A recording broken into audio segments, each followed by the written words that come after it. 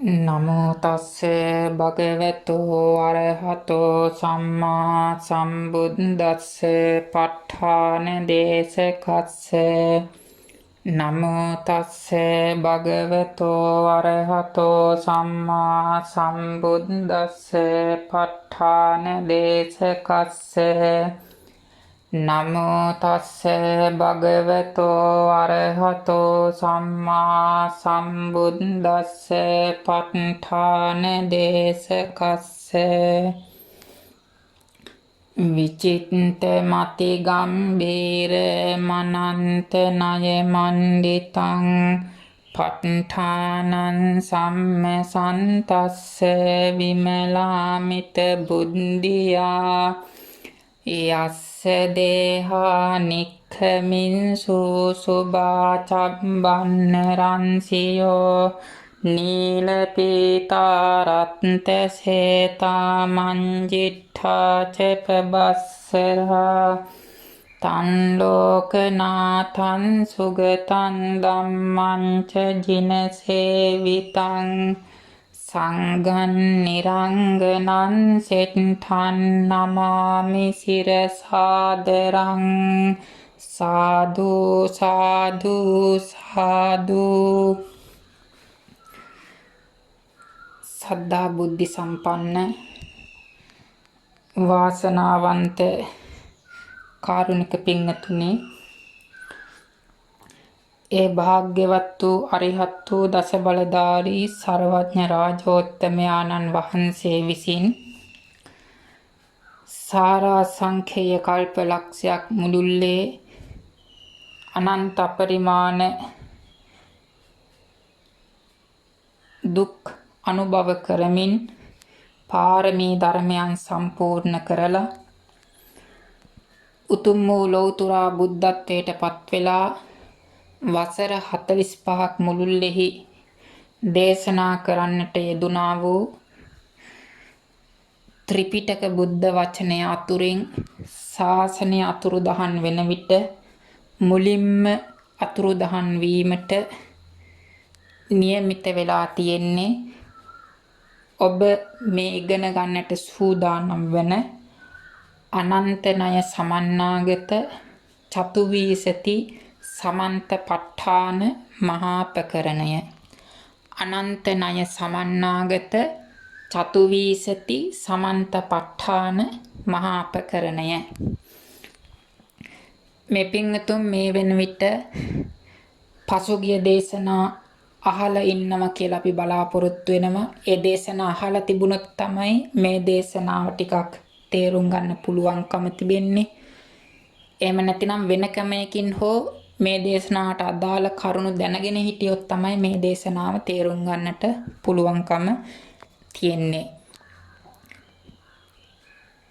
පින්තුනි, මේ ප ဋ ාණය පිළිබඳව දත යුතු විශේෂ කරුණු කාරණා පැහැදිලි කිරීම සඳහා තමයි මේ දේශනාව පවත්වන්නට අදහස් කරන්නට යෙදුනේ.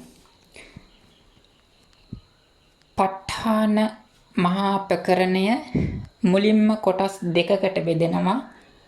පච්චය විභංග වාරය, මහා වාරය කියලා. පච්චය විභංග වාරයටම කියන තවත් නමක් තමයි මාතිකා නික්ඛේප වාරය. පච්චය විභංග වාරය, මාතිකා නික්ඛේප වාරය කියලා මේ නම් දෙකම කියන්නේ ප ဋ ාණ ප්‍රකරණයේ මුලින්ම තියෙන කොටසට. එහෙම නැතිනම් සමන්ත ප ဋ ාණ ධර්ම වන්දනාව කියන කුඩා පොතෙහි සඳහන් වෙලා තියෙන ධර්ම කොටසට තමයි කියන්නේ පච්චය විභංග වාරය, මාතිකා නික්ඛේප වාරය කියලා. ඒ කොටසට අනතුරුව තුන්වෙනි පොතේ අවසානය දක්වා 1660 වෙනි පිටුව දක්වා ප ဋ ාණ ප්‍රකරණේ පොත් 3ක් තියෙනවා. 1 2 3 කියලා. තුන්වෙනි පොතේ අවසාන පිටුව 1661 කියලා තියෙන්නේ. නමුත් ඒක 660 නෙවෙයි, 660 වෙන්නට ඕන. මොකද හේතුව දෙවෙනි පොතේ අංක දාන්න පටන් ගන්නකොට එක අංකයක් බැරි වෙලා තියෙනවා. ඒ නිසා තමයි අගට 1661 වැටිලා තියෙන්නේ. එහෙම නැතිනම් දෙවෙනි පොතේ බැරි වෙච්ච අංකය අයින් කරයින් පස්සේ 1660යි. ප ဋ ාණ මහා ප්‍රකරණේ පිටු 1660යි. එතකොට මුල් පිටු 9 සඳහන් දේශනාව තමයි පච්චේ විභංග වාරය මාතිකා නික්ඛේප වාරය කියන්නේ. එතනින් අනතුරුව තියෙන සියලුම ප ဋ ාණ දේශනාවට කියනවා මහා වාරය කියලා. එතකොට පච්චේ විභංග වාරය මහා වාරය කියලා ප්‍රධාන වශයෙන් කොටස් දෙකකට බෙදන්න පුළුවන්. මේ මහා වාරය කියන එක නැවත පුච්ඡා වාරය විසජ්ජනා වාරය කියලා කොටස් දෙකකට බෙදන්න පුළුවන්. මහා වාරය කියන කොටස පුච්ඡා වාරය විසජ්ජනා වාරය කියලා කොටස් දෙකකට බෙදනවා. මේ පුච්ඡා වාරයටම කියන තවත් නමක් තමයි පන්නත්ති වාරය. පුච්ඡා වාරය පන්නත්ති වාරය කියන මේ නම් දෙකෙන්ම කියන්නේ එක කොටසක්.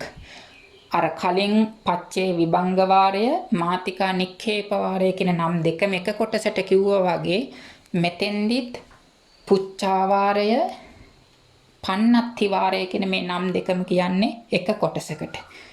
එතකොට ප ဋ ාණේ මුලින්ම පච්චේ විභංග වාරය තියෙන්නේ. ඉන් අනතුරුව තියෙන්නේ පන්නත්ති වාරය එහෙම නැත්නම් පුච්ඡා වාරය කියන කොටස.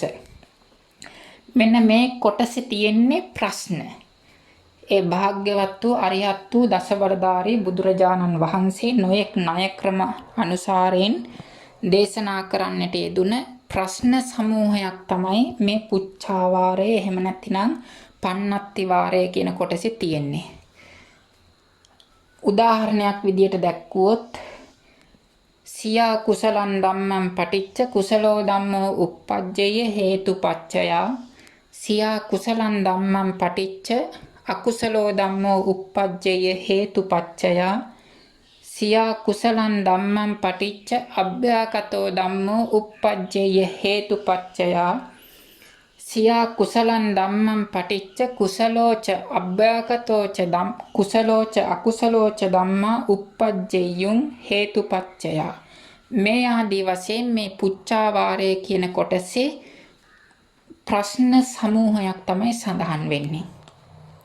අට කතාවේ දක්වන විදියට ණය මත්තන් දස්සෙන් තේන අපරිමාණා පුච්ඡා දස්සිතා අප්‍රමාණ ප්‍රශ්න සමූහයක් මේ පුච්ඡා වාරයේහි දේශනා කරන ලදී කියලා අට කතාචාර්යයන් වහන්සේ සඳහන් කරලා තියෙනවා.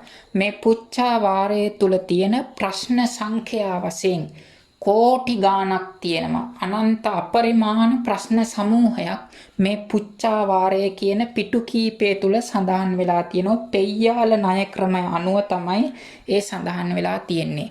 යම් කිසි කෙනෙක් මේ පුච්ඡා වාරය කියන කොටසේ තියෙන ප්‍රශ්න දිග ඇරලා ලිව්වොත් අහස උසට පොත් පිටු ගොඩක් ලැබෙනවා. ඒ තරමට මෙතන තියෙන ප්‍රශ්න සංඛ්‍යාව අනන්තයි අප්‍රමාණයි කෝටි ගාණක් ප්‍රශ්න මේ පුච්ඡා වාරය තුල තියෙනවා. මෙන්න මේ පුච්ඡා වාරය කියන කොටසට අනතුරුව තියෙන සියලුම ප ဋ ාණ දේශනාවට කියනවා විසජ්ජනා වාරය කියලා. මේ විසජ්ජනා වාරවලදී කරන්නේ අර පුච්ඡා වාරයේදී අහන ලද ප්‍රශ්න අතරින් යම් ප්‍රශ්නයකට පිළිතුරක් තියෙනම් අන්න ඒ පිළිතුරු සහිත ප්‍රශ්නවලට පිළිතුරු දේශනා කිරීම වශයෙන් පවත්වන්නට යෙදුන දේශනාවට තමයි විසජ්ජනා වාරය කියලා කියන්නේ. එතකොට මේ ඔක්කොම කලින් දේශනාවේ සඳහන් කළ විදියට ප්‍රධාන වශයෙන් ප ဋ ාණ 24කට බෙදිලා තියෙනවා. චතුවීසති සමන්ත ප ဋ ාණ කියන දේශනාව අහලා තියෙන මේ පින්තුන්ට මේ වෙනකොට යම් අදහසක් තියෙනවා කියලා අපි හිතනවා. ඒ ප ဋ ාණ 24ක් කිව්වේ එක්තරා ප්‍රමාණයකට විශාල වශයෙන් බෙදීමක්. විශාල වශයෙන් කොටස් වලට බෙදුවහම තමයි ඒ 24ක් දක්වලා තියෙන්නේ. ඒ 24 නැවත අනු කොටස් වලට බෙදෙනවා. අනන්ත ණයනේ. තික ප ဋ ාණය කියන එක ප ဋ ාණය. දැන් ප ဋ ාණ 24 ගන්නකොට මුලින්ම අනුලෝම තික ප ဋ ාණය. මෙන්න මේ අනුලෝම තික ප ဋ ාණය කියන පළවෙනි ප ဋ ාණය නැවත අනු ප ဋ ාණ විදියට බෙදන්න පුළුවන්.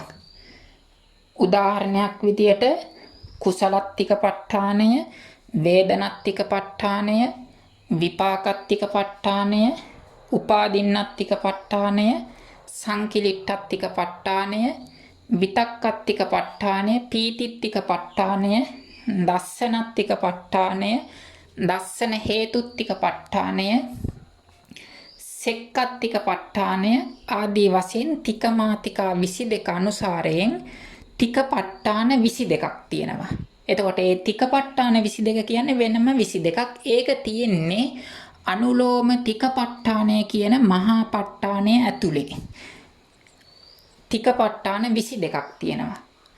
ඊළඟට අනුලෝම දුක ප ဋ ාණය කියන එක ගත්තයින් පස්සේ ඒක ඇතුලේ අනුපට්ඨාන තියෙනවා 100ක්. හේතු දුක ප ဋ ාණය, සහේතුක දුක ප ဋ ාණය, හේතු සම්පයුත්ත දුක ප ဋ ාණය, හේතු සහේතුක දුක ප ဋ ාණය, හේතු සම්පයුත්ත දුක ප ဋ ාණය, න හේතු සහේතුක දුක ප ဋ ාණය, සප්පච්චය දුක ප ဋ ාණය, සංකත දුක ප ဋ ාණය ආදී වශයෙන් අනුලෝම දුක ප ဋ ාණය කියන මහා ප ဋ ාණය ඇතුලේ හේතු දුක ප ဋ ාණය, සහේතුක දුක ප ဋ ාණය ආදී විදියට අනුපට්ඨාන 100ක් තියෙනවා. මේ විදියට මේ ප ဋ ාණ 24, ඒ කියන්නේ තික ප ဋ ාණය, දුක ප ဋ ාණය ආදී ප ဋ ාණ 24 ඇතුලේ අනුපට්ඨාන තියෙනවා 100 ගණන් අනුපට්ඨාන තියෙනවා. සමහර දැන් තික ප ဋ ාණය කියන එක ගත්තොත් ඒක ඇතුලේ තියෙනවා ප ဋ ාණ 22ක්. දුක ප ဋ ාණය ගත්තොත් ඒක ඇතුලේ තියෙනවා ප ဋ ාණ 100ක්. දුක තික ප ဋ ාණය ආදී ගත්තයින් පස්සේ ඊටත් වඩා වැඩි ප්‍රමාණයක් තියෙනවා. බොහෝ අනුපට්ඨාන සංඛ්‍යාවක් මේ ප ဋ ාණ ප්‍රකරණෙහි දේශනා කරලා තියෙනවා. මතක තියාගන්න මේ සෑම දෙයක්ම පින්වතුනි නිවැරදි ක්‍රමවේදය අනුව අධ්‍යයනය කෙරුවොත් අපි වගේ මද නුවණ තියෙන අයටත් ඉගෙන ගන්න පුළුවන් බොහෝ ධර්ම කොටස් මේ සෑම තැනකම අඩංගු බව මතක තියාගන්නට ඕන. අති ගම්බීර කියන වචනය කියන්නේ මේ ප ဋ ාණ දේශනාවේ තියෙන සමහර ප්‍රදේශ සඳහා පමණක් බව මතක තියාගන්නට ඕන. ඊළඟට පින්වතුනි මේ එක එක ප ဋ ාණයක්, ඒ කියන්නේ 24 නෙවෙයි 24 ඇතුලේ තියෙන එක එක අනුපට්ඨානයක්.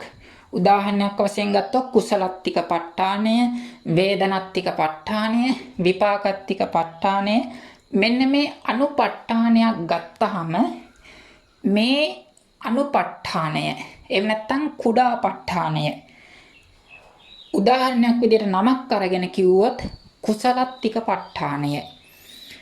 මෙන්න මේ කුසලත්තික ප ဋ ාණය කියන එක මේක අනිත් අනුපට්ඨාන වලටත් ගැලපෙනවා. උදාහරණ විදිහට කුසලත්තික ප ဋ ාණය කියන එක ගත්තාම මේ කුසලත්තික ප ဋ ාණය නැවත මහා වාර කියලා කොටස් 7කට බෙදෙනවා. කුසලත්තික ප ဋ ාණය කියන කුඩා ප ဋ ාණය මහා වාර 7කට බෙදෙනවා. ඒක කොටස් 7කට බෙදෙනවා. ඒ කොටස් 7ට කියනවා මහා වාර කියලා. මහා වාර 7කට බෙදෙනවා. කොටස් 7කට බෙදෙනවා. ඒ කොටස් 7 තමයි පටිච්ච වාරය, සහජාත වාරය, පච්චය වාරය, නිස්සය වාරය, සංසට්ඨ වාරය, සම්පයුත්ත වාරය, පඤ්හා වාරය. නැවත මතක් කරනවා. පටිච්ච වාරය, සහජාත වාරය, පච්චය වාරය, නිස්සය වාරය, සංසට්ඨ වාරය, සම්පයුත්ත වාරය, පඤ්හා වාරය.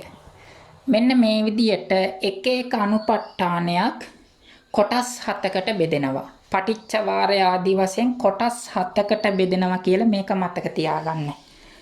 සමහර අනුපට්ඨාන තියෙනවා මේ කොටස් 7ට බෙදෙන්නේ නැහැ කියන කරුණත් මතක තියාගන්න. බොහෝසෙයින් අනුපට්ඨාන බොහෝසෙයින් බහුල වශයෙන් මේ විදියට කොටස් 7කට බෙදෙනවා. කොටස් 7කට බෙදෙන්නේ නැති ඊට අඩුවෙන් වාර ප්‍රමාණයක් තියෙන ප ဋ ාණක් තියෙනවා කියලා මතක තියාගන්න. බහුල වශයෙන් බොහෝ අනුපට්ඨාන මේ විදියට කොටස් 7කට බෙදෙනවා.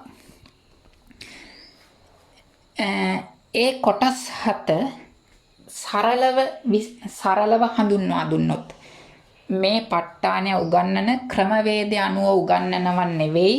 මේ ඇතැම් කොටස් පිළිබඳව මේ පින්වතුන්ට දල අදහසක් ලැබේවා කියන අදහසින් තමයි මේ දේශනා පවත්වන්නේ කියන කාරණාව සිහිපත් කරගන්නට ඕන. පටිච්ච වාරය කියලා කියන්නේ ඒකෙදි මේ පටිච්ච කියන වචනය මූලික කරගෙන පවත්වන දේශනාවට තමයි පටිච්ච වාරය කියලා කියන්නේ. උදාහරණ විදියට දැක්වුවොත් කුසලං ධම්මං පටිච්ච කුසලෝ ධම්මෝ uppajjati හේතුපච්චය. කුසලං ඒකං කන්දං පටිච්ච තයෝ කන්දා. තයෝ කන්දේ පටිච්ච ඒකෝ කන්දෝ. ද්වේ කන්දේ පටිච්ච ද්වේ කන්දා. එතකොට මේ ප ဋ ාණයේදී දත යුතු තවත් කරුණක් තියෙනවා. මේ ප ဋ ාණයේදී විභංග වාර සංඛ්‍යා වාර කියලා කොටස් දෙකක් තියෙනවා. ඒ කොටස් දෙක අතරින් මේ විභංග වාර දේශනා කරන විට එක කොටසක් විධිපාලිය අනුවාද පාළිය කියලා කොටස් දෙකකට බෙදෙනවා. විධිපාලිය අනුවාද පාළිය කියලා වාක්‍ය කොටස් දෙකක් තියෙනවා. දැන් කුසලත්තික පඤ්ඤාවාර සමන්ත ප ဋ ාණ ධර්ම වන්දනාව කියන ලොකු පොත තියෙන පින්හතුන්ට බලා ගන්න පුළුවන්. ඒ පොතේ තද කළු අකුරෙන් තියෙන්නේ. ඒ කියන්නේ කුසලෝ ධම්මෝ කුසලස්ස ධම්මස්ස හේතුපච්චේන පච්චයෝ. කුසලෝ ධම්මෝ අභ්‍යාගතස්ස ධම්මස්ස හේතුපච්චේන පච්චයෝ ආදී වශයෙන් තද කළු අකුරෙන් දක්වලා තියෙන්නේ විධිපාලිය. ඊට පස්සේ සුදු පාට අකුරු වලින් ඒ කියන්නේ කළු අඩු සාමාන්‍ය කළු පාටින් දක්වලා තියෙන්නේ අනුවාද පාළිය. මේ විදිහට විධිපාලිය අනුවාද පාළිය කියලා කොටස් දෙකක් තියෙනවා. දැන් කලින් දක්වපු උදාහරණය ගත්තොත් කුසලං ධම්මං පටිච්ච කුසලෝ ධම්මෝ uppajjati හේතුපච්චය. මෙන්න මේකට කියනවා විධිපාලිය කියලා. සමහර ගුරුවරු පාවිච්චි කරනවා වීථිපාලිය කියලා. විධිපාලිය වීථිපාලිය කියන වචන දෙකම කියනවා. දෙකෙන්ම කියන්නේ එකම කරුණ. කුසලං ධම්මං පටිච්ච කුසලෝ ධම්මෝ uppajjati හේතුපච්චය. මේක විධිපාලිය එහෙම නැත්නම් වීථිපාලිය. ඉන් අනතුරුව තියෙන කුසලං ඒකං කන්දං පටිච්ච තයෝ කන්දා. තයෝ කන්දේ පටිච්ච ඒකෝ කන්දෝ. ද්වේ කන්දේ පටිච්ච ද්වේ කන්දා.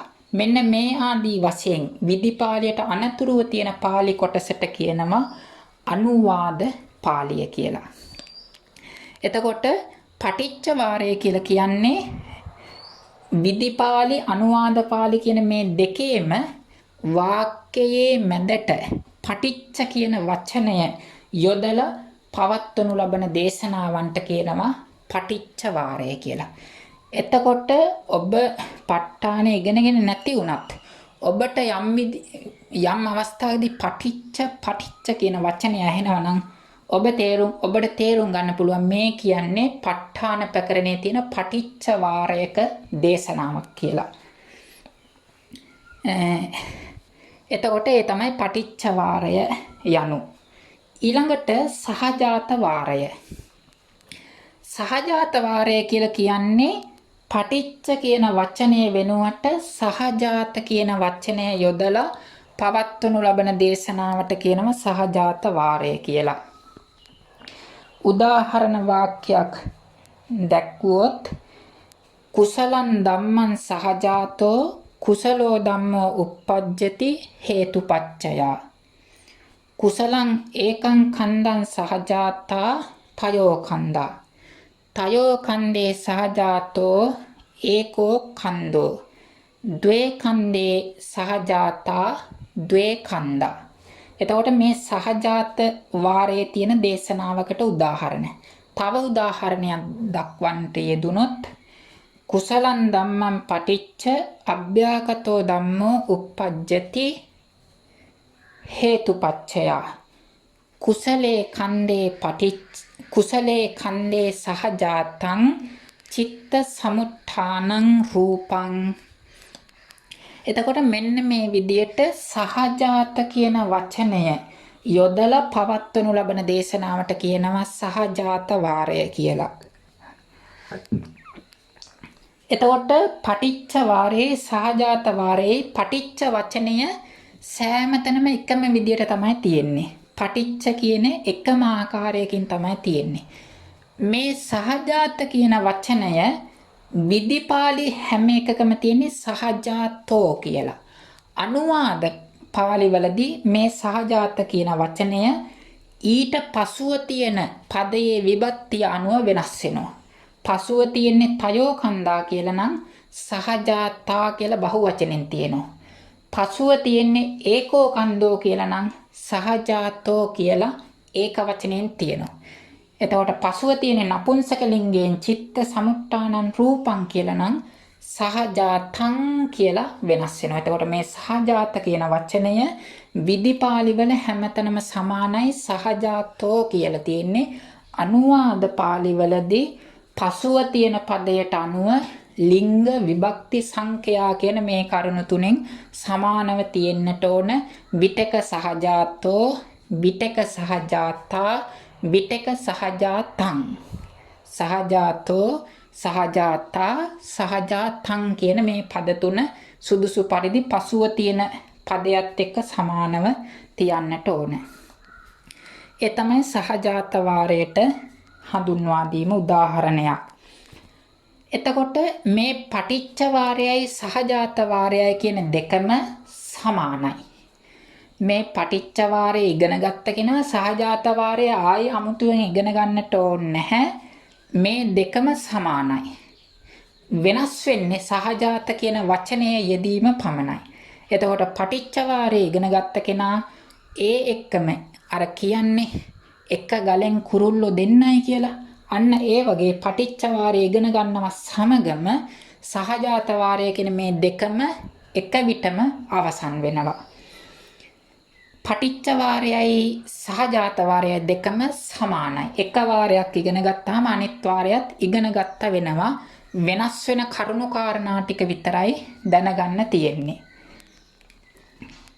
ඊළඟට තියෙන්නේ පච්චය වාරය. පච්චය වාරය කියලා කියන්නේ අර පටිච්ච කියන වචනේ වෙනුවට පච්චයා කියන වචනය යොදලා පවත්වනු ලබන දේශනාවට කියනවා පච්චය වාරය කියලා.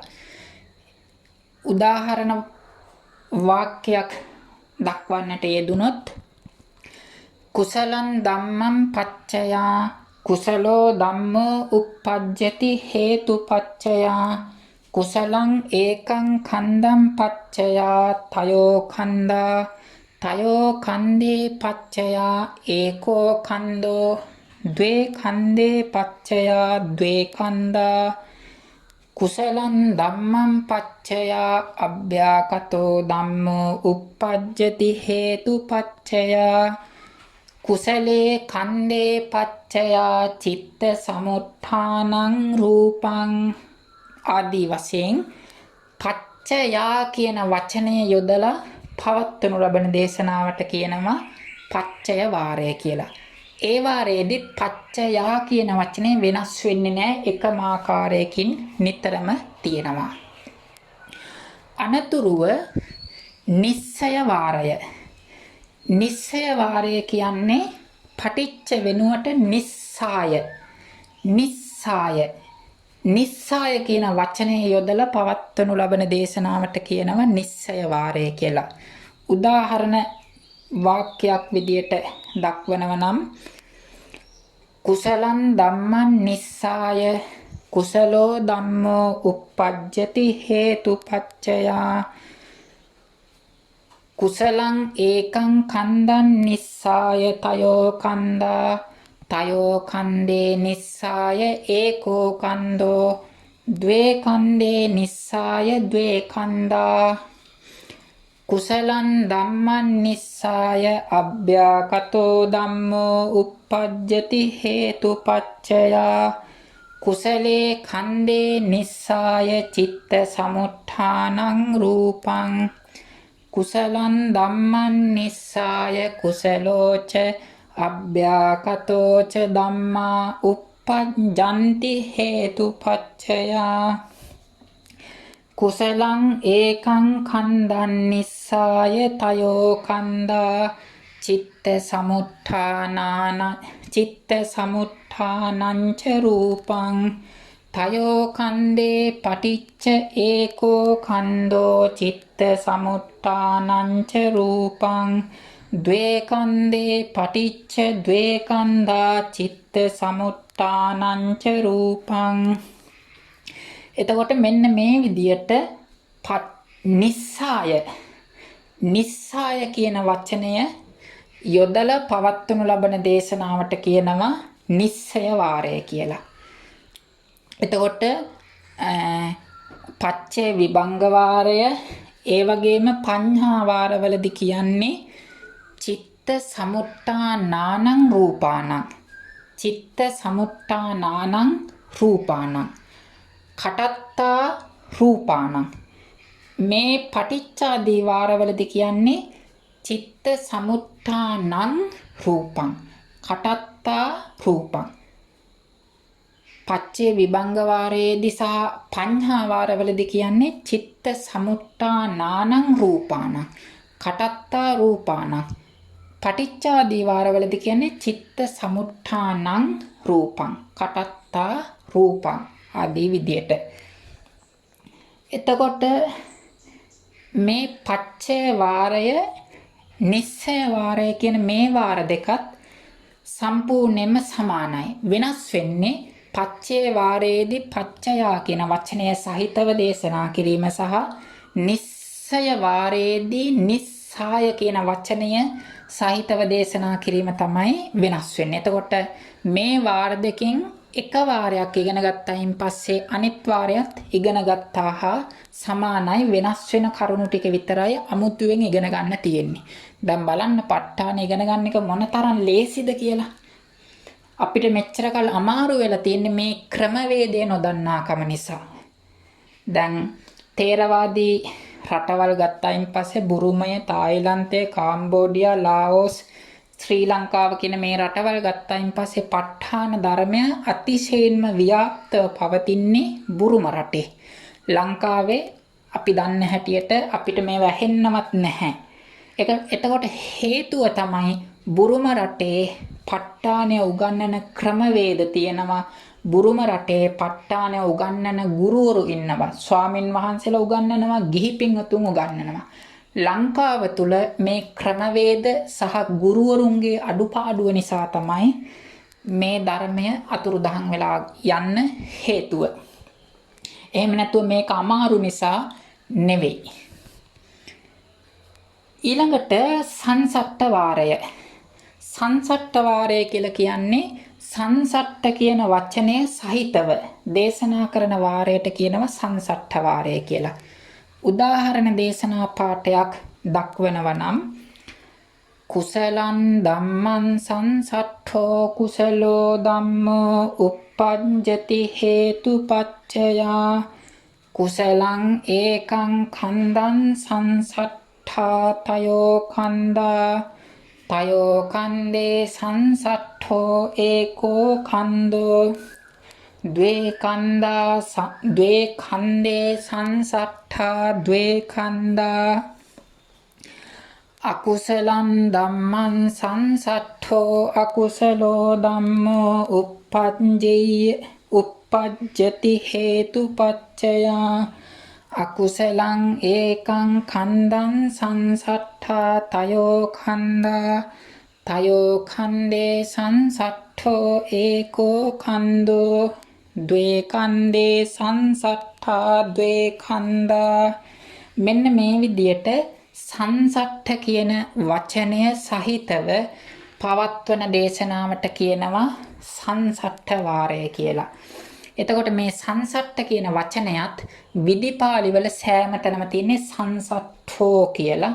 අනුවාද පාලි වල සංසට්ඨා කියලා යෙදෙන්න පුළුවන්, සංසට්ඨෝ කියලා යෙදෙන්න පුළුවන්. එතකොට ඒක අනුවාද පාළියේදී සංසට්ඨෝ සංසට්ඨා කියලා සුදුසු පරිදි වෙනස් වෙන බව මතක තියාගන්නට ඕන. එතකොට මේ සංසට්ඨ කියන වචනය සහිතව පවත්වන දේශනාවට තමයි සංසට්ඨ වාරය කියලා කියන්නේ. අනතුරුව තියෙන්නේ සම්පයුත්ත වාරය.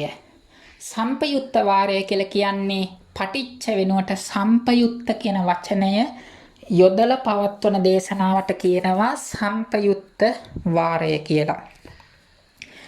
උදාහරණ දේශනාවක් දක්වනව නම් කුසලං ධම්මං සම්පයුත්තෝ කුසලෝ ධම්මෝ uppajjati හේතුපච්චයා කුසලං ඒකං ඛණ්ඩං සම්පයුත්තා තයෝ ඛණ්ඩා තයෝ ඛණ්ඩේ සම්පයුත්තෝ ඒකෝ ඛණ්ඩෝ ද්වේ ඛණ්ඩේ සම්පයුත්තා ද්වේ ඛණ්ඩා. මෙන්න මේ විදියට සම්පයුත්ත කියන වචනය සහිතව පවත්වන දේශනාවට තමයි සම්පයුත්ත වාරය කියලා කියන්නේ. එතකොට සම්පයුත්ත කියන වචනයත් විදිපාලි වල හැම වෙලාවෙම සම්පයුත්තෝ කියලා පඨමා ඒක වචනයෙන් තියෙන්නේ. අනුවාද පාලි වලදී සම්පයුත්තෝ සම්පයුත්තා කියලා පසුව තියෙන පදයට අනුව වෙනස් වෙන බව සලකා ගන්නට ඕන. එතකොට මේ සංසට්ඨ වාරය සම්පයුත්ත වාරය කියන දෙකම සමානයි. වෙනස් වෙන්නේ සංසට්ඨ සම්පයුත්ත කියන වචන දෙක විතරයි. එතකොට මේ විදියට පටිච්ච වාරය සහජාත වාරය දෙකම සමානයි. එක වාරයක් ඉගෙන ගත්තයින් පස්සේ අනිත් වාරයත් ඉගෙන ගත්තා හා සමානයි. වෙනස් වෙන කරුණු දැනගන්න විතරයි තියෙන්නේ.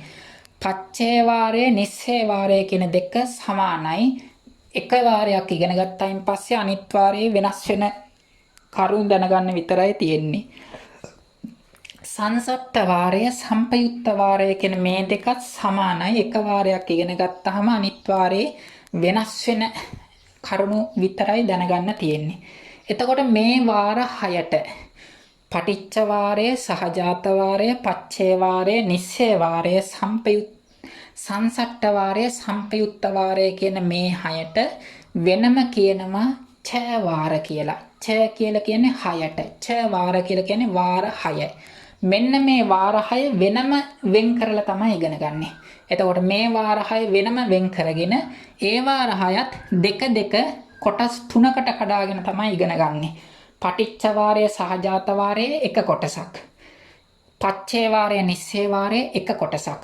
සංසට්ඨ වාරය, සම්පයුත්ත වාරය කියන්නේ එක කොටසක්. මේ විදිහට වාර 6 අරගෙන වාර 6 දෙකට බෙදාගෙන ඒවයින් එක කොටසක් ඉගෙන ගත්තායින් පස්සේ අනිත් කොටසත් ඉගෙන ගත්තා හා සමානයි. වෙනස් වෙන කරුණු විතරයි ඉගෙන ගන්න තියෙන්නේ.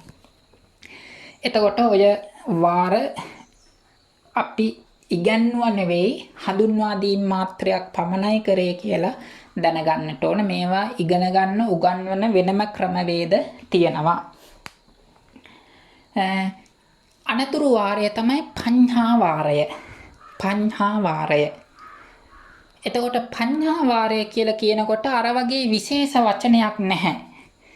ඒකේ කෙලින්ම කුසලෝ ධම්මෝ කුසලස්ස ධම්මස්ස හේතුපච්චේන පච්චයෝ. කුසලෝ ධම්මෝ අභ්‍යාගතස්ස ධම්මස්ස හේතුපච්චේන පච්චයෝ. කුසලෝ ධම්මෝ කුසලස්සච අභ්‍යාගතස්සච ධම්මස්ස හේතුපච්චේන පච්චයෝ. මෙන්න මේ විදියට විශේෂ වචනයක් නැතුව මේ විදියට මුලින්ම පඨමා විභක්තිය, ඊළඟට චතුර්ථ විභක්තිය, ඊළඟට තතියා විභක්තිය, ප්‍රත්‍ය, ප්‍රත්‍යෝත්පන්න, ප්‍රත්‍ය ශක්තිය විදියට පවත්වනු ලබන දේශනාවට කියනවා පඤ්ඤා වාරය කියලා. මෙන්න මේ 7ට කියනවා මහා වාර 7 කියලා. ප ဋ ාණේ විශාල ප ဋ ාණ විදියට 24යි. ඒ 24 ඇතුලේ අනුපට්ඨාන තියෙනවා. ඒ අනුපට්ඨාන මේ විදියට බොහෝ සෙයින් බහුල වශයෙන් පටිච්ච වාරය, සහජාත වාරය, පච්චේ වාරය, නිස්සේ වාරය, සංසට්ඨ වාරය, සම්පයුත්ත වාරය, පඤ්ඤා වාරය කියලා මහා වාර 7කට බෙදෙන බව මතක තබා ගන්නට ඕන. එතකොට මේ මහා වාර 7 තුලිනුත් ප ဋ ාණේ උගන්වන ක්‍රමවේද බොහෝ තියෙන්න පුළුවන්. ඔබ මේ වෙන විට සමහර වෙලාවට ප ဋ ාණය දන්න කෙනෙක් වෙන්න පුළුවන්. එහෙමනම් ඒ ක්‍රමවේද වලින් ඔබ ප ဋ ාණය දැනගත්තට ගැටලුවක් නැහැ. විශේෂයෙන්ම මූල ප ဋ ාණ සයාඩෝ කියන බුරුම රටවාසී මූල ප ဋ ාණ සයාඩෝ කියන ආචාර්යයන් වහන්සේගේ ක්‍රමවේදය අනුව ප ဋ ාණය ඉගෙන ගන්න පටන් ගන්නේ මෙන්න මේ පඤ්ඤා වාරය කියන කොටසෙන්. මූල ප ဋ ාණ සයාඩෝ කියන මහා ප ဋ ාණ ආචාර්යයන් වහන්සේගේ ක්‍රමවේදය අනුව ප ဋ ාණය ඉගෙන ගන්න ආරම්භ කරන්නේ පච්චේ විභංග වාරයෙන්වත් මේ ඡ වාර වලින්වත් නෙවෙයි. මෙන්න මේ පඤ්ඤා වාරය කියන පොතේ මැද තියෙන කොටසකින් තමයි ආරම්භ කරන්නේ. එතනින් ආරම්භ කළා තමයි මුළු ප ဋ ාණයම අවසන් වෙන විදියට මුළු ප ဋ ාණය පිළිබඳව දල අදහසක් එන විදියට ඉගෙන ගන්න. ප ဋ ාණය කියන එක සියල්ලම ඉගෙන ගත්ත කිව්වොත් කවුරු කිව්වත් ඒක බොරුවක් කියන්නේ කියලා ඔබ දැනගන්න. ප ဋ ාණ ප්‍රකරණය කියන එක සියල්ලෙන් සියල්ල ඉගෙන ගන්න පුළුවන් එකම උතුමන් වහන්සේ තමයි මේ භාග්‍යවත් වූ අරිහත් වූ දස බලධාරී සර්වඥ දීපදෝත්තමයාණන් වහන්සේ. අපි වගේ අයට පුළුවන්කම තියෙන්නේ මේ ප ဋ ාණේ යම් කොටසක් ඉගෙන ගන්න විතරයි අපේ අදහස අනුව. එහෙම කියන්න හේතුව තමයි අට කතාවේ සඳහන් වෙනවා ප ဋ ාණ මහා ප්‍රකරණම් පන පාලිතෝ ඒව අනන්තං අපරිමාණං. මේ ප ဋ ාණ මහා ප්‍රකරණය පාලි වශයෙන් අනන්තයි අපරිමාණයි. ප ဋ ාණ මහා ප්‍රකරණම් පන පාලිතෝව අනන්තං අපරිමාණං. තම්පන අනුපද වන්නනම් කරිස්සාමීති පටිපන්නස දීඝායුකස්සපි ආයුනප්පහෝති. එතකොට මේකේ පදයක් ගානේ විස්තර කරන්න ගියොත් යම් කිසි කෙනෙක් දීර්ඝායුෂ කෙනෙකුට උනත් ආයුෂය ප්‍රමාණවත් වෙන්නේ.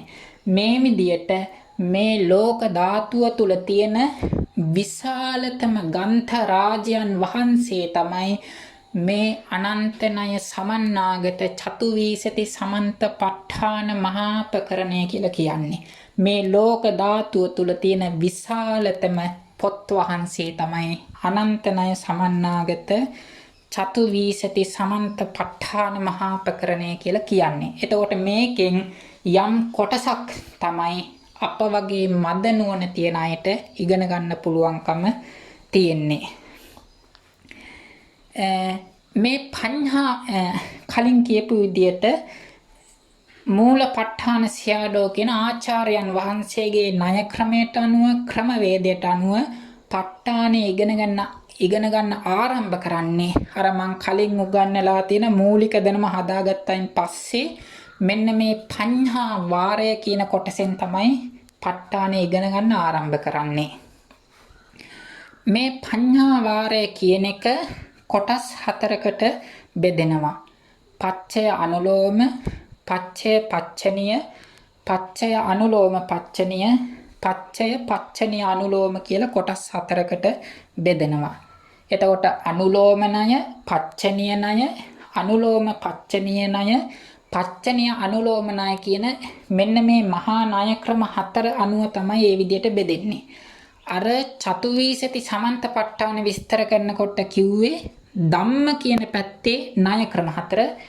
ඒ ණය ක්‍රම 4 ධම්ම කියන පැත්තේ විතරක් නෙවෙයි තියෙන්නේ පච්චය කියන පැත්තෙත් තියෙනවා. පච්චය කියලා කියන්නේ අපි කිව්වනේ ප ဋ ාණ ඉගෙන ගන්නකොට මූලික පද කොටස් දෙකක් ගන්නවා කියලා. එකක් තමයි ටික දුක මාතිකා පද 266.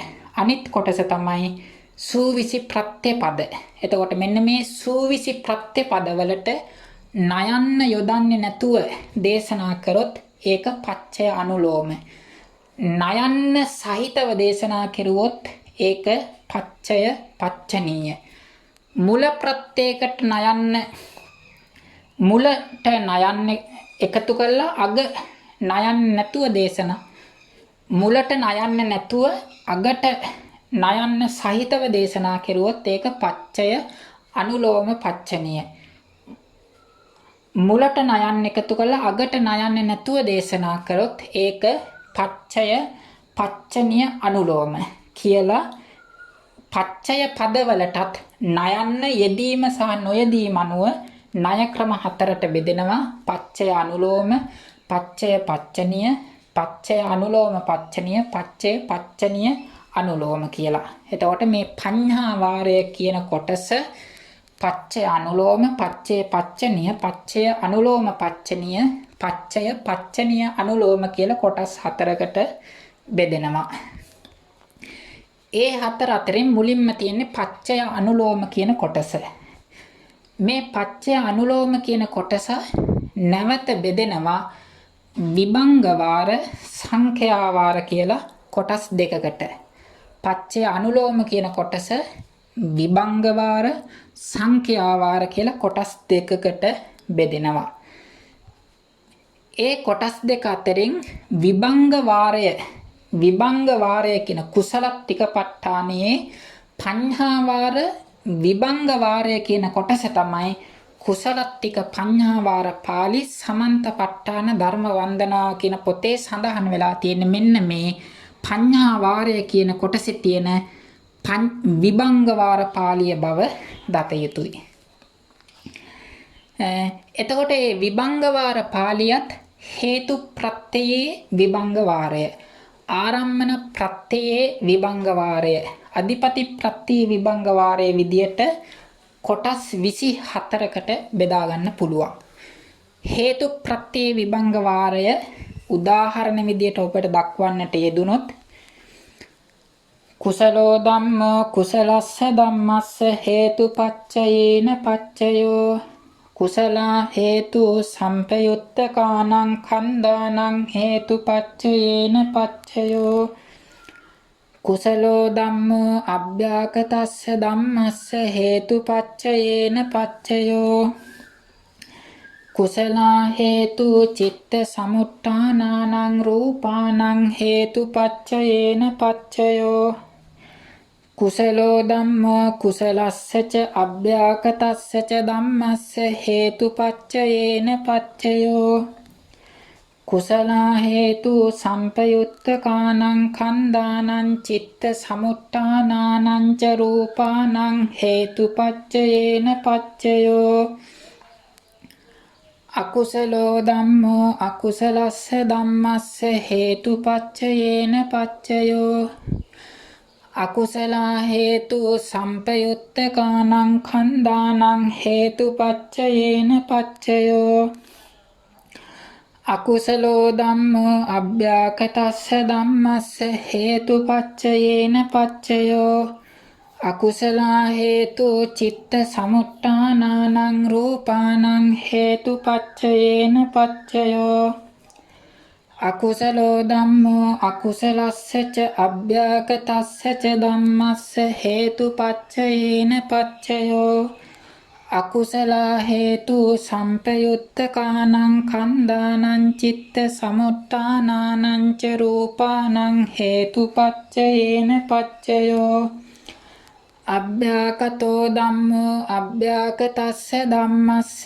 හේතුපච්චයේන පච්චයෝ විපාකභ්‍යාකතා කිරියාභ්‍යාකතා හේතු සම්පයුත්තකානං කන්දානං චිත්ත සමුට්ඨානානං ච රූපානං හේතුපච්චයේන පච්චයෝ පටිසන්ධික්ඛනේ විපාකභ්‍යාකතා හේතු සම්පයුත්තකානං කන්දානං කටත්තා ච රූපානං හේතුපච්චයේන පච්චයෝ. එතකොට මෙන්න මේ තියෙන්නේ හේතු ප්‍රත්‍යයේ පඤ්ඤා වාර විභංග පාළිය. ඉන් අනතුරුව ආරම්මන ප්‍රත්‍යයේ පඤ්ඤා වාර විභංග පාළිය. කුසලෝ ධම්මෝ කුසලස්ස ධම්මස්ස ආරම්මන පච්චේන පච්චයෝ ආදී වශයෙන් දිගට තියෙනවා. මේ පඤ්ඤාවාර විභංග පාළිය අවසන් වුණයින් පස්සේ තියෙන්නේ සංඛ්‍යාවාරය කියලා. මේ පඤ්ඤාවාරය කියන එක පච්චය අනුලෝමාදී වශයෙන් 4කට බෙදෙනවා. ඊට පස්සේ මේ පච්චය අනුලෝම කියන කොටස විභංගවාර සංඛ්‍යාවාර කියලා කොටස් දෙකකට බෙදෙනවා කිව්වනේ. මේ විභංගවාරය ඉවර වුණයින් පස්සේ තියෙන්නේ සංඛ්‍යාවාරය. මෙන්න මේ සංඛ්‍යාවාරය කොටස් දෙකකට බෙදෙනවා. සුද්ධ සංඛ්‍යාවාර, මිස්සක සංඛ්‍යාවාර. සංඛ්‍යාවාරය කියන එක කොටස් දෙකකට බෙදෙනවා. සුද්ධ සංඛ්‍යාවාර, මිස්සක සංඛ්‍යාවාර කියලා. ඒ දෙක අතරින් මුලින්ම තියෙන්නේ සුද්ධ සංඛ්‍යාවාරය. එතකොට මේ සුද්ධ සංඛ්‍යාවාරයත් හේතු ප්‍රත්‍යේ සුද්ධ සංඛ්‍යාවාරය, ආරම්මන ප්‍රත්‍යේ සුද්ධ සංඛ්‍යාවාරය ආදී විදිහට 24ක් තියෙනවා. සමහර විභංගවල ඒවා අඩු වෙන්න පුළුවන්. ඊළඟට මිස්සක වාර සංඛ්‍යාවාරය ගත්තයින් පස්සෙත් සුද්ධ සංඛ්‍යාවාර, මිස්සක සංඛ්‍යාවාරය කියලා දෙකට බෙදෙනවා. මිස්සක සංඛ්‍යාවාරය ගත්තයින් පස්සේ ඒකත් නැවත කොටස් 24කට බෙදෙනවා. හේතු ප්‍රත්‍යේ මිස්සක සංඛ්‍යාවාරය, ආරම්මන ප්‍රත්‍යේ මිස්සක සංඛ්‍යාවාරය ආදී විදිහට. ඒවයින් මුලින්ම තියෙන හේතු ප්‍රත්‍යේ මිස්සක සංඛ්‍යාවාරය. එතකොට හේතු ප්‍රත්‍යේ මිස්සක සංඛ්‍යාවාරය කියන එකත් සභාග සංඛ්‍යා, ඝටනා සංඛ්‍යා කියලා දෙකට බෙදෙනවා. එතකොට සුද්ධ සංඛ්‍යාවාරය, මිස්සක සංඛ්‍යාවාරය කියලා සංඛ්‍යාවාරය කොටස් දෙකයි. මිස්සක සංඛ්‍යාවාරය කියන එකත් සභාග සංඛ්‍යා, ඝටනා සංඛ්‍යා කියලා කොටස් දෙකකට බෙදෙනවා. එතකොට මේ පඤ්ඤාවාර විභංගේ සංඛ්‍යාවාරය කියන එකේ මුලින්ම තියෙන්නේ සුද්ධ සංඛ්‍යාවාරය. ඒ සුද්ධ සංඛ්‍යාවාරයේ ප්‍රත්‍ය 24 අනුව 24කට බෙදෙනවා. ඒ සුද්ධ සංඛ්‍යාවාර පාළිය මේ විදිහට තමයි තියෙන්නේ. හේතුයා සත්ත, ආරම්මනේ නව, අධිපතියා දස, අනන්තරේ සත්ත, සමනන්තරේ සත්ත, සහජාතේ නව, අඤ්ඤමඤ්ඤේ තීනි, නිස්සයේ තේරස, උපනිස්සයේ නව, පුරේජාතේ තීනි, පච්චාජාතේ තීනි, ආසේවනේ තීනි, කම්මේ සත්ත, විපාකේ ඒකං, ඥානේ සත්ත, ඉන්ද්‍රියේ සත්ත, ඥානේ සත්ත, මග්ගේ සත්ත. වැරදුනා, නැවත මුල ඉඳලා. හේතුයා සත්ත, ආරම්මනේ නව, අධිපතියා දස, අනන්තරේ සත්ත, සමනන්තරේ සත්ත, සහජාතේ නව, අඤ්ඤමඤ්ඤේ තීනි, නිස්සයේ තේරස, උපනිස්සයේ නව, පුරේජාතේ තීනි, පච්චාජාතේ තීනි, ආසේවනේ තීනි, කම්මේ සත්ත, විපාකේ ඒකං, ආහාරේ සත්ත, ඉන්ද්‍රියේ සත්ත, ඥානේ සත්ත, මග්ගේ සත්ත, සම්පයුත්තේ තීනි, විප්පයුත්තේ පංච, අත්ථියා තේරස, නත්ථියා සත්ත, විගතේ සත්ත, අවිගතේ තේරස. එතකොට මෙන්න මේ සජ්ජායනා කරන්න යෙදුන පාලි කොටසට කියනවා කුසලත්තික පඤ්ඤාවාර විභංගේ සුද්ධ සංඛ්‍යාවාර පාළිය කියලා. මූලපට්ඨාන සයාඩෝගේ ණය ක්‍රමය අනුව ප ဋ ාණය ඉගෙන ගන්න ආරම්භ කරන්නේ මෙන්න මේ හේතුයා සත්ත, ආරම්මනේ නව, අධිපතියා දස, අනන්තරේ සත්ත, සමනන්තරේ සත්ත ආදී වශයෙන් තියෙන මෙන්න මේ සුද්ධ සංඛ්‍යා වාරය කියන කොටසෙන් තමයි ප ဋ ාණ මහා ප්‍රකරණය ඉගෙන ගන්න ආරම්භ කරන්නේ. එතකොට මේ තමයි මූලපට්ඨාන සයාඩෝගේ ණය ක්‍රමයෙන් මෙතනින් තමයි ප ဋ ාණ ඉගෙන ගන්න ආරම්භ කරන්නේ. එතකොට මේ මහා වාර හත පිළිබඳව යම් හඳුන්වා දීමක් විතරයි කරන්නට යෙදුනේ. එතන හේතුයා සත්ත්‍ය කියලා කියන්නේ හේතුයා කියන්නේ හේතු ප්‍රත්‍යෙහි සත්ත්‍ය කියලා කියන්නේ අර කලින් සඳහන් කරපු කුසලෝ ධම්මෝ කුසලස්ස ධම්මස්ස හේතුපච්චේන පච්චයවාදී එතන තියෙන වාක්‍ය 7. එතකොට හේතුයා සත්ත්‍ය කියන එකේ අදහස තමයි හේතුයා හේතු ප්‍රත්‍යෙහි සත්ත්‍ය විසජ්ජනානි විසඳුම් 7ක්. ඒ කියන්නේ ප්‍රශ්න 7කට පිළිතුරු 7ක් ලබ්බන්ති ලැබෙති. හේතුයා සත්ත්‍ය කියන්නේ හේතු ප්‍රත්‍යෙහි විසජ්ජන ලැබෙන ප්‍රශ්න 7කට උත්තර 7ක් තියෙනවා. ආරම්මනේ නම කියලා කියන්නේ ආරම්මන ප්‍රත්‍යෙහි විසඳුම් ඇති ප්‍රශ්න 9කට විසඳුම් 9ක් තියෙනවා කියන එක තමයි ආරම්මනේ නම කියලා කියන්නේ. එතකොට මේවා අපි මේ හඳුන්වා දීම මාත්‍රයක් විතරයි කරේ ඉගන්නුවා නෙවෙයි. ප ဋ ාණෙහි මෙහෙම තියෙනවා කියන ණය මුඛය තොරතුරක්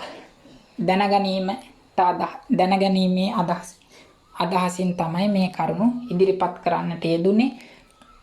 එතකොට අපි හැමදෙනාම දැන් දන්නවා ඒ භාග්‍යතුන් වහන්සේගේ බුද්ධ ශාසනය ත්‍රිපිටක බුද්ධ වචනේ අතුරුදහන් වෙලා යන විට මුලින්ම අතුරුදහන් වෙන්නේ මේ ප ဋ ාණ මහා ප්‍රකරණය. එතන මේ ධර්මය ලෝකයේ තුල ව්‍යාප්ත කිරීම එක වීරියකට පමණක් කරන්න පුළුවන් දෙයක් නෙවෙයි.